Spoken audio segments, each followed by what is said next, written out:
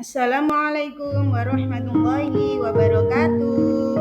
Salam guru penggerak, tergerak, bergerak, menggerakkan. Saya akan memaparkan tugas 1.2.A.8 koneksi antar materi modul 1.2 Filosofi Pendidikan Ki Hajar Dewantara dengan nilai dan peran guru penggerak. Saya Narti SPD, calon guru penggerak angkatan 10 dengan fasilitator Ibu Hasanah SP dan pengajar praktik Ibu Maya Setiadevi SPD.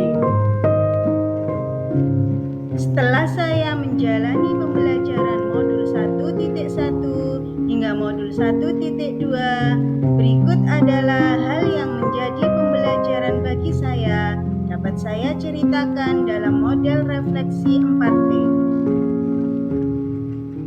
Model refleksi 4P yaitu 1. Peristiwa, 2. Perasaan, 3. Pembelajaran, dan yang keempat penerapan.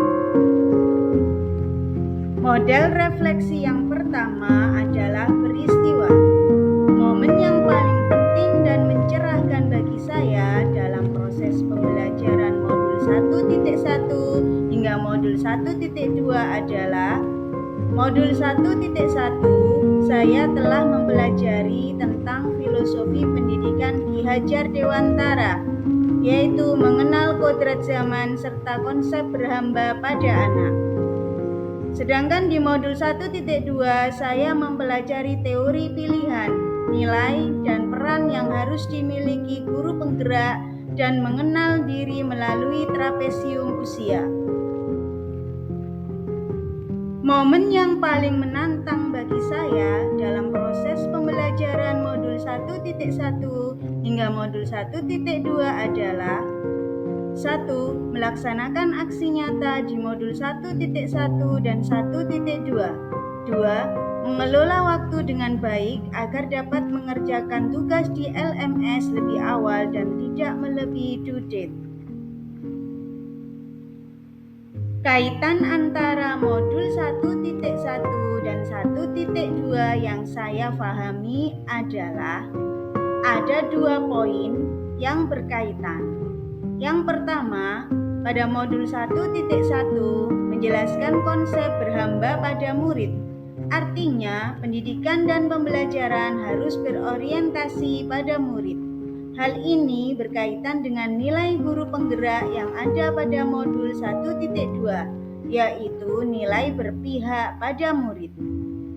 Sedangkan yang kedua, pada modul 1.1, Ki Hajar Dewantara mengemukakan sebuah pandangan bahwa anak bukanlah kertas kosong yang bisa digambar sesuai keinginan orang dewasa. Artinya, anak lahir dengan kekuatan kodrat yang masih samar-samar. Oleh karenanya, pendidikan bertujuan untuk menuntun anak guna menebalkan garis-garis samar agar dapat memperbaiki lakunya dalam upaya menjadi manusia seutuhnya. Hal ini sesuai dengan peran guru penggerak pada modul 1.2, yaitu sebagai pemimpin pembelajaran. Model refleksi yang kedua adalah perasaan.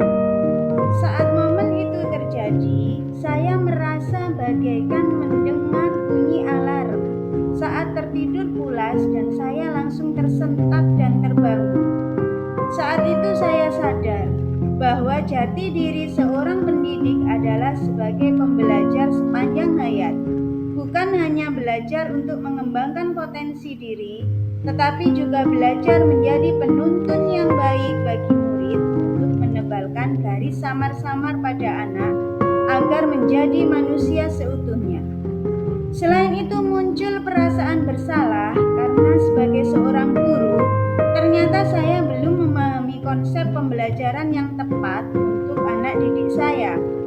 Saya senang mendapatkan ilmu dari program CGP ini, ilmu yang sangat berharga yang bisa merubah mindset saya sebagai seorang pendidik untuk mewujudkan pendidikan yang merdeka dan berhamba pada anak.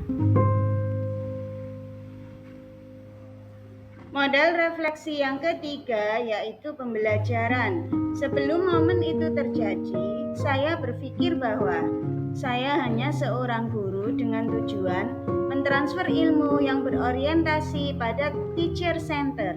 Fokus siswa hanya kepada guru, bukan pada sumber belajar. Keberhasilan pembelajaran terletak pada ketuntasan nilai yang diperoleh murid. Orientasi saya hanya pada penilaian kognitif saja, agar siswa dapat mencapai KKM yang telah saya tetapkan. Saya jarang melakukan refleksi diri selama pembelajaran, dan juga saya jarang menghadirkan inovasi menarik dalam pembelajaran. Sekarang saya berpikir bahwa saya harus menjadi pemimpin pembelajaran yang berpihak pada murid dengan menerapkan konsep pembelajaran yang berhamba pada murid, menjadi coach bagi guru lain, mendorong kolaborasi, mewujudkan kepemimpinan murid, dan menggerakkan komunitas praktisi. Model refleksi yang keempat yaitu penerapan ke depan.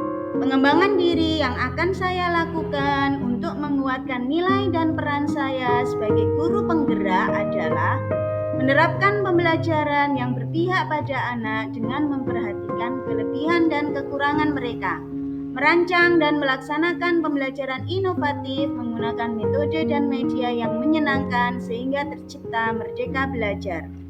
Menuntun segala kekuatan kodrat yang ada pada anak dengan menebalkan garis-garis samar yang ada pada diri mereka sesuai bakat dan minatnya, dengan memberikan kepercayaan dan kendali pada anak untuk menjadi pemimpin pembelajaran saat pembelajaran berlangsung. Melakukan kolaborasi dengan teman sejawat maupun warga sekolah dalam proses pembelajaran. Secara aktif dan mandiri, saya akan mengikuti diklat baik secara online maupun offline. Dan yang terakhir, saya akan melakukan refleksi diri untuk melakukan perubahan yang positif dalam setiap pembelajaran di kelas saya. Demikian tadi paparan saya pada koneksi antar materi modul 1.1 dan 1.2. Mohon maaf bila ada salah-salah kata. Salam dan bahagia. Wassalamualaikum warahmatullahi wabarakatuh.